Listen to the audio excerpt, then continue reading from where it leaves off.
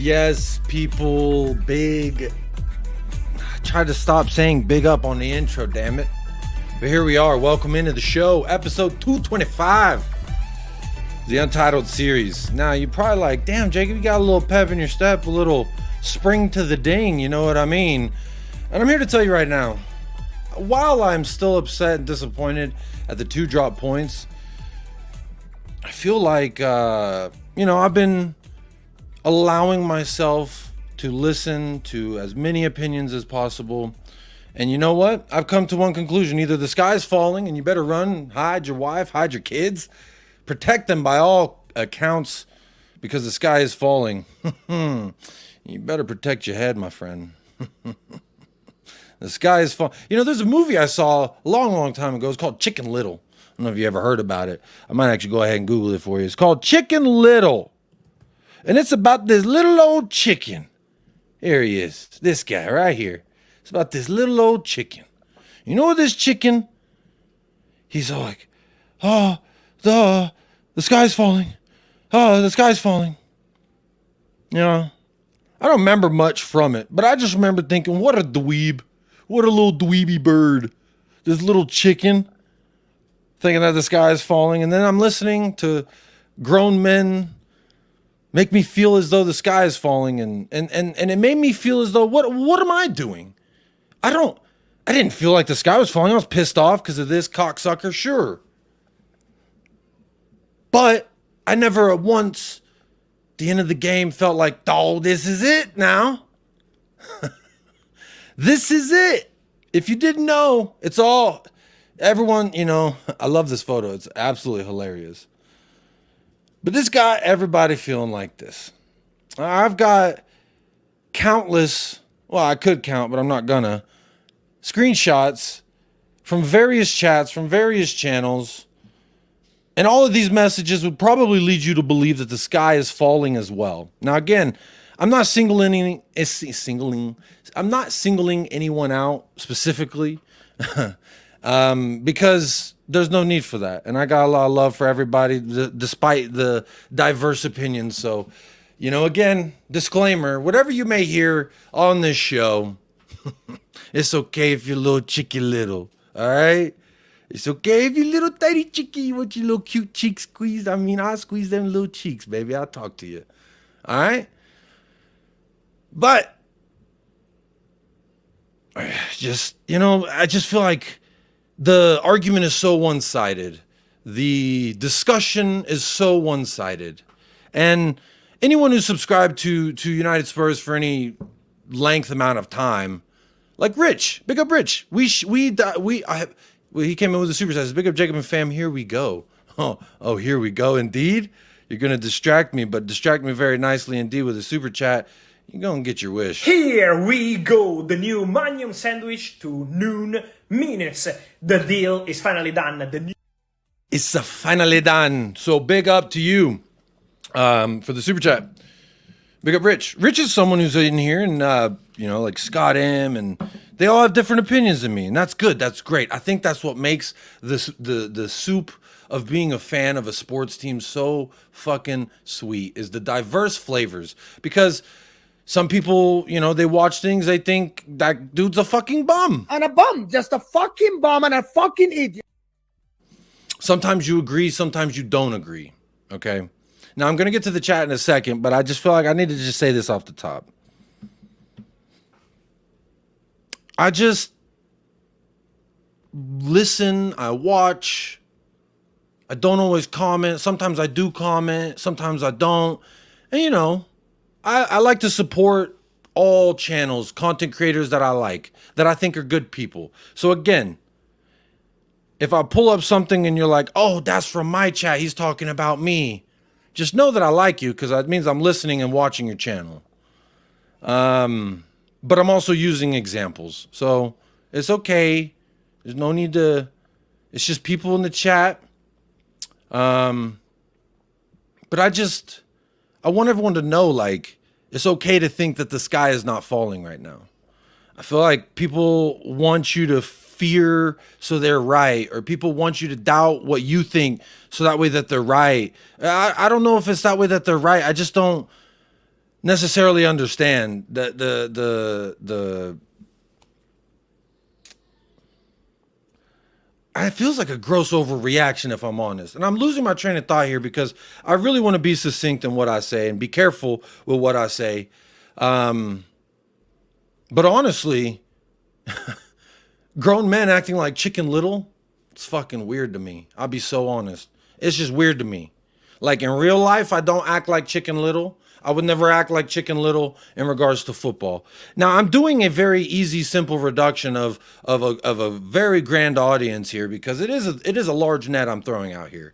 But if you do feel as though you agree, there's points that they bring up, there's facts, there's the word facts. I love facts because facts and opinions.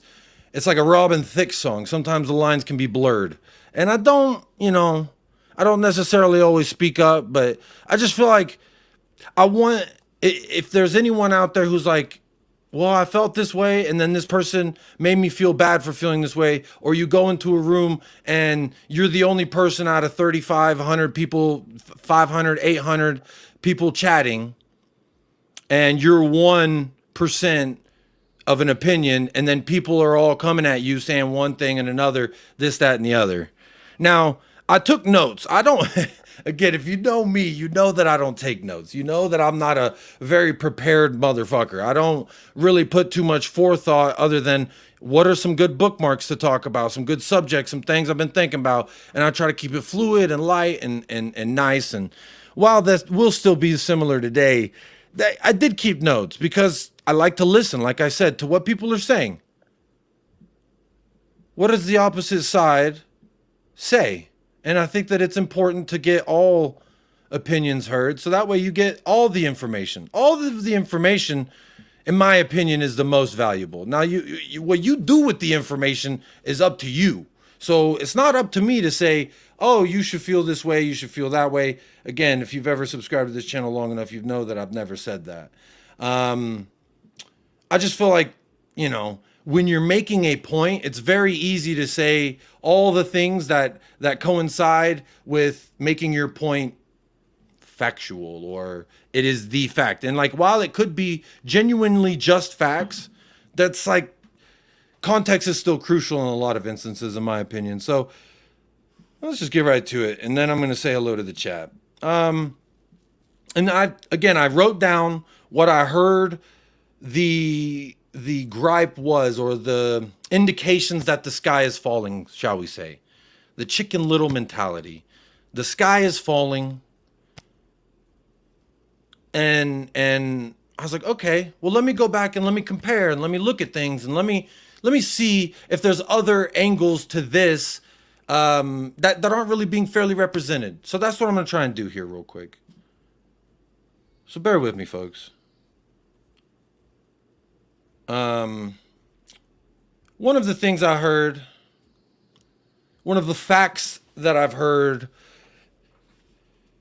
shall I say gripes, factual gripes, and they are facts, says 3 clean sheets in 13. The last 13 games Tottenham played, we've had 3 clean sheets. Now, when I look at the season and I think about what am I really trying to do with this season, it's close the gap. That is a phrase that a lot of people, no matter how you feel, positive, negative, whatever. I put air quotes if you're only listening, by the way. So that way you don't get all upset. Oh, I'm not negative, I'm not positive. And, you could be whatever you want to be in this day and age. So I allow it. But I compare myself to those ahead of me, those I'm aspiring to catch up to. Like Liverpool, like Aston Villa. And I'm looking and I say, okay, so we had 3 clean sheets in our last 13 Premier League matches. Fair. Let me go look at the last 13 Premier League matches, 15 Premier League matches, and see what they did. Liverpool, Aston Villa specifically. Realistically being competition ahead of us that we could challenge them for top 4. Because we all know that City, Arsenal, they're pretty well ahead of everybody else. And then it's kind of up to the rest of us to fight it out amongst the rest of us. And at least this season, that's how I see it. And, the summer signing windows that haven't necessarily like, wow, that really closed the gap. People say, oh, Oda Bear means nothing to me. Okay. Solanke, he's average. He's this. Okay. Timo Werner, I agree with Timo Werner. Brennan Johnson, everything about they say about Brennan Johnson, I would not dispute. Everything they say about Timo Werner, I would not dispute. The only thing with Timo Werner I would dispute, however, is the notion that it was ANGE Postecoglou who sought him, seeked him, scouted him, and was like, that is my guy. To me, it was more of a, I'm okay with that. That's fine. If that's good for the club, that's what I'm fine with. Because the club is always going to do what the club thinks is in its own best interest. Financially, whatever the goals may be, you can attribute to the owner, the manager, whatever. But in the last 13 games in the Premier League for Liverpool, last year, they had 4 clean sheets. They were 2 spaces ahead of us, and they had 1 more clean sheet and the same amount of sample size that is given from the indication that the sky is falling. Aston Villa, I even took it a larger sample size. 15 games, Aston Villa had 2 clean sheets. So now we want to put it into perspective. Who won the league? Manchester City. They had 5 in the last 13. So to give you a greater representation, if you're like me, I need a visual. In the last 13 games, while it's say 3 clean sheets in 13, that's abysmal, that's relegation. City had 5, had 2 more clean sheets in the last 13. Arsenal, however, I feel like is an anomaly. The best defense in the league last year by a country mile. They had 9 clean sheets in the last 13. Clearly, 3 times more efficient defensively. That's fair. The people who won the league only had 2 more clean sheets. Then I look at the guy right above us, Unai Emery. Good evening. 2 clean sheets in the last 15 Premier League matches. So then I'm like, well, we got more than that in less games. That tells me we're not as bad as everyone is saying. So Liverpool having 4 in the last 13. Okay. 1 more than us. They finished 2 spaces above us. I think it was about 10 points, something around there, that they finished in the table. I believe, with what we've done, that we are closing the gap between Villa and Liverpool. Again, that excludes City and Arsenal. And this is just in the one regard, in the clean sheets in the 13, and we're so bad. Yeah, we are. We do concede a lot of goals. I admit that. But the object is to go score more than your opponent. And that's the philosophy of the football, and I'm getting behind it. And that's just me. Again, you don't have to. You don't have to believe in what the club or ANGE is trying to do specifically. And I say ANGE because I've lost faith in the club. A lot of people have lost faith in the club, and rightfully so. Because look at the amount of success we've had. 2008, the last trophy. 1 trophy, 23 years. Yes, factual information. Atrocious, awful. But is that the end of the world? No. Could we get better? Yes. Should we try to do better? Yes. And I feel like ANGE and the recruitment and the players that we're bringing in the last, literally since... when Fabio Paratici went to the fucking clanker? We got Udogie and Sarr I'm a kind of question mark on, but got a couple good signings there. Van de Veen's a good signing. What's his name? Fabio, I think he got Cuti Romero. It's another good signing. Now we talked specifically whenever ANGE got here. There's some good signings like Van de Veen, Vicario. I like the Odebear signing. I like the Solanke. If they're going to be great signings, the time will tell. But out of last year, the signings that we brought in, not many you could say were like, oh, wow. But apparently those are ANGE's players, and I just don't understand that because when Jose gets handed players, it's, oh, that's the club. It's not Jose's fault. Conte gets handed players. Nuno... etc. But ANGE gets handed players. He accepts it.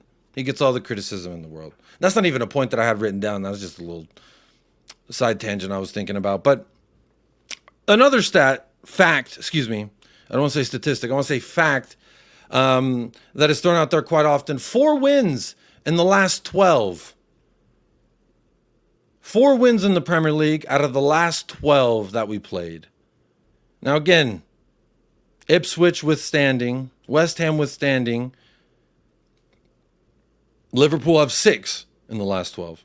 2 more wins than us in their last 12 matches. Aston Villa had 4 wins in their last 4 matches, and they finished above us.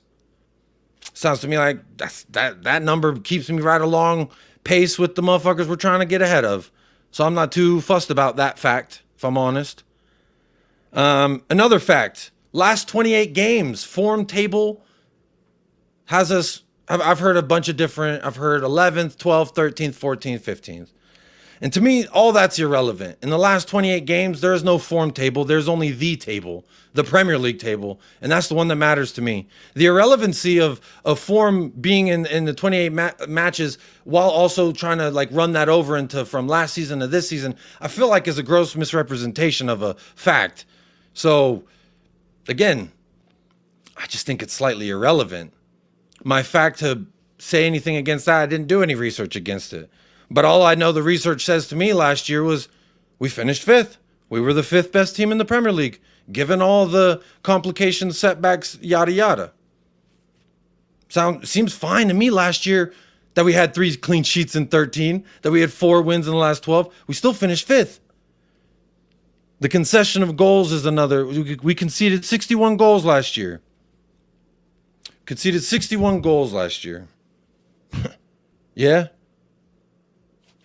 Everybody's going to concede goals. Again, in the philosophy, the idea is to score more than your opponent. If you're going out there and you're trying to win 1-0, that's one thing. If you're going out there and just trying to bang goals, that's another thing. Now, if you're going out there, you're banging goals, you're getting conceded on, we should have been up 3-0 in that first half. Is that ANGE's fault? No. The tactics got us set up. You could look at any metric of measurement in like a momentum standpoint, watching the game, statistically looking at it, and every aspect says we should have gone up 3-0 in the first half, and we only did 1. So we were about firing on 33% efficiency by my gross estimation.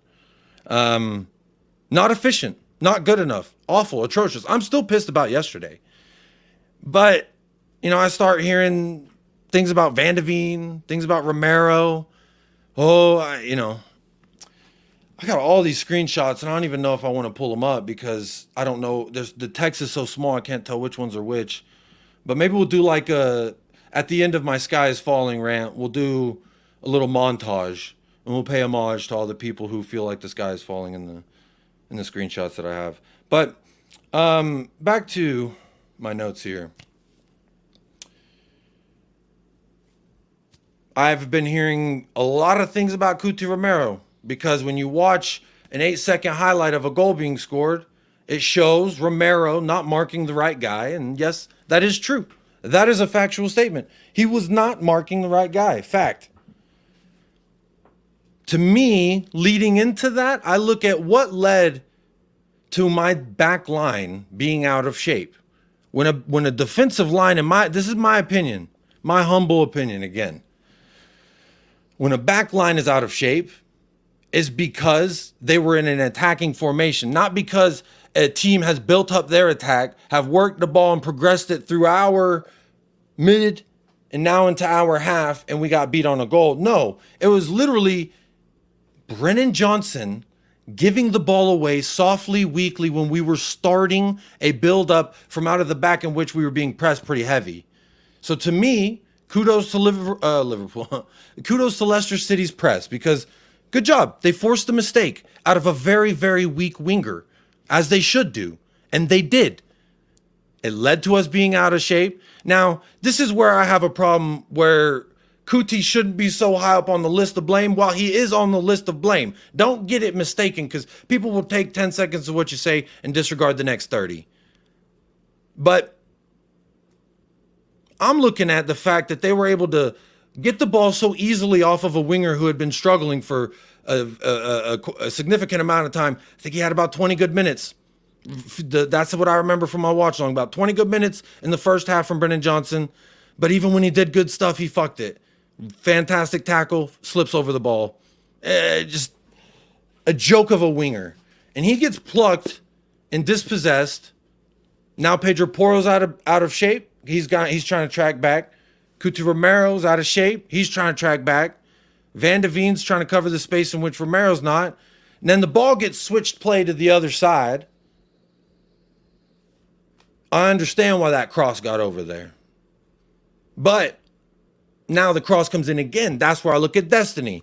A guy who, let's add some context before we start throwing Destiny under the bus, just returned from a very major surgery that kept him out of all competitions, Premier League, Euros included, last season. So, again, context around why an individual could look a little bit not as good in Destiny. And he's going to have to hold that. A young man's going to have to get better. And this is the second season for a lot of these kids, Van de Ven as well. A lot to be proven. So, it'll be a growing moment for Destiny. Not too upset. People say Fatawu got the best of him. I see Destiny's been skinned a lot. He gives the ball away a lot. And the same people that say Destiny was taken to the cleaters by Fatawu, he gets skinned a lot, gives the ball away a lot, in the same video say Maddison was our best player by a country mile. So I say, okay, let me look at them. Let me see what they did yesterday, respectively to both of them. James Maddison, 82 touches. In the entirety of his game, 82 touches, 87% pass completion. 19 times he lost possession. Not a bad pass, just lost possession. So on a day where James Maddison has 82 touches, 87 pass percentage, 19 possession lost, and the same token as Destiny with more touches, 86 touches. Same amount of pass completion percentage. More passes completed, by the way. Like numerically, but percentage-wise, it's the same. 87%. He lost the ball 6 times less than James Maddison. So he touched the ball less than James Maddison, passed the ball at a higher efficiency than Maddison, and he lost the ball less than Maddison. But apparently this is the player that gets taken to the cleaners, he gets skinned, and he gives the ball away a lot. I don't understand the narrative. But we move. I've heard that it took 45 minutes to beat ANGE from Steve Cooper. But I was also told last year, after 10 matches, he was found out. So which one is it? If he was found out after 10 matches, it shouldn't be hard for Steve Cooper to dig up those footage and say, this is what they did well to beat him. Because like I said, I was told ANGE was found out after 10 matches last year. Okay, let's say that's a fact. But now it's a fact that Steve Cooper took 45 minutes. That's all it took to beat ANGE. Well, which one is it? Because either he'd been found out after the 10 matches, or he hasn't been found out up until those 45 minutes from a masterclass of Steve Cooper. It's one of the two. Because again, someone tells me ANGE, his tactics, the way he plays, we solved it. We figured it out, guys, after 10 matches, and that's why we were so shit, and that's why our form was so shit in the form table. This table that someone created on Photoshop that wasn't from the Premier League. Okay. But now it's only, Steve Cooper. Let's prop up Steve Cooper because it fits the narrative. It is a fact that supports an opinion that they hold. Oh, Steve Cooper, what a masterclass. 45 minutes is all it took. This mid-level manager Cooper to solve the bum ANGE. But this summer, they told me it took 10 matches to figure out ANGE. So I just don't understand. Which one is the truth? Now, if they're both true, you got to pick one.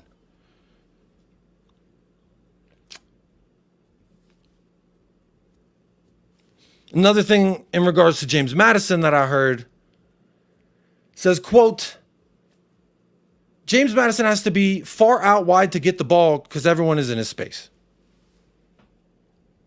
And I was like, yeah, I remember James Maddison like really working a lot all over the place for recovering the ball. I kind of agree with that. So then I look at James Maddison's heat map. So what does this heat map say? Is it pretty concentrated there in the middle? Here, I'll make this larger. The heat map is telling me Most of the time he spent in the opponent's half. Granted, heavy on the left, decently spread out on the right.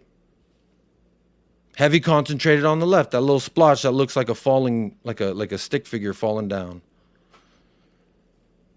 But it looks to me that there's these two areas. If you can see the screen right now, you could probably see my mouse circling. This area right here, a lot of heat in the middle of the park in our opponent's half. James Maddison, who had a masterclass, by far and out the best player on the pitch, had to drop into these spaces here, yes, to pick up ball, receive ball, defensive set piece, yada yada.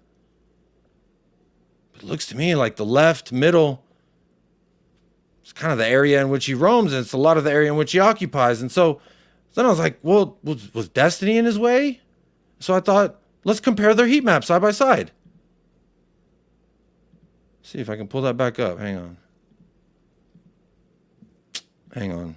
Technical difficulty. Let's pull up their heat map side by side. Bang. Was Destiny clogging him? Was he taking up all his space? When I look at their Maddison on the left, Destiny on the right, there's this overlap right here where Destiny's real heavy. A lot of red. That means Destiny right here. This is where he was most of the match.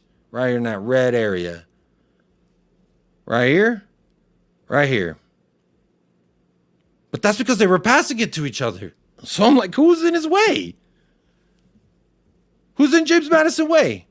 And why James Maddison in less touches and less passes have more possession lost when Destiny as well is playing in an advanced playmaking role? I don't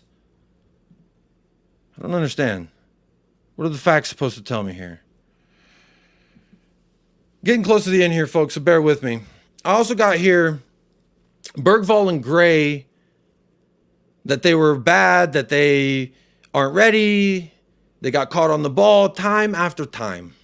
So then I said, okay, let's apply the same logic and context that we applied to James Maddison, whom was praised, and let's see how it matches up in regards to these kids, who obviously played significantly less time, if you remember.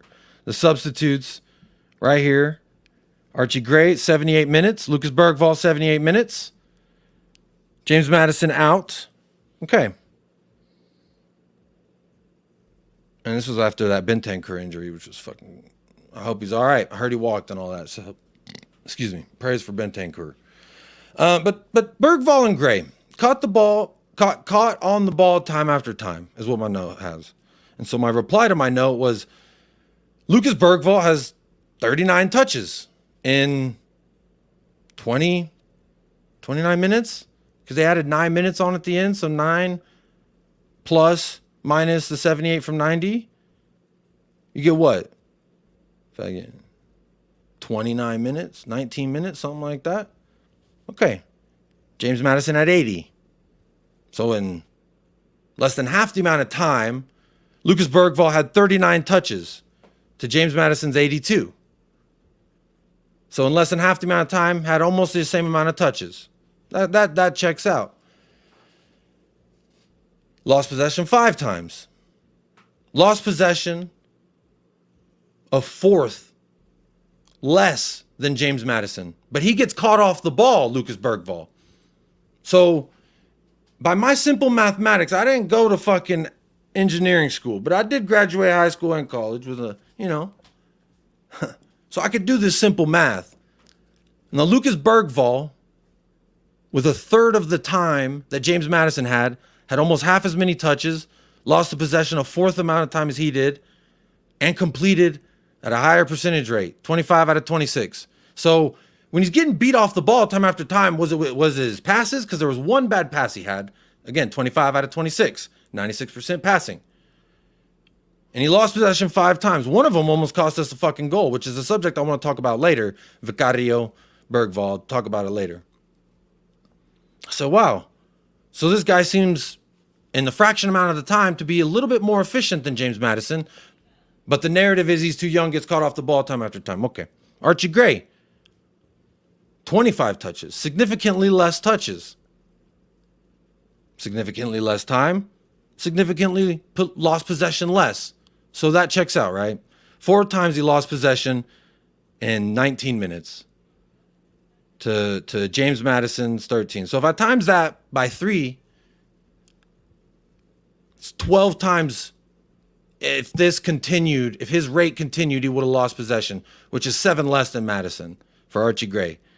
Now, his pass percentage is 86%, but he did complete 18 out of 21. So that's 3 bad passes that he was unable to complete. I don't know where they lost the ball time after time. Now, again, I watching the highlights back, I saw the bad play from Lucas Bergvall.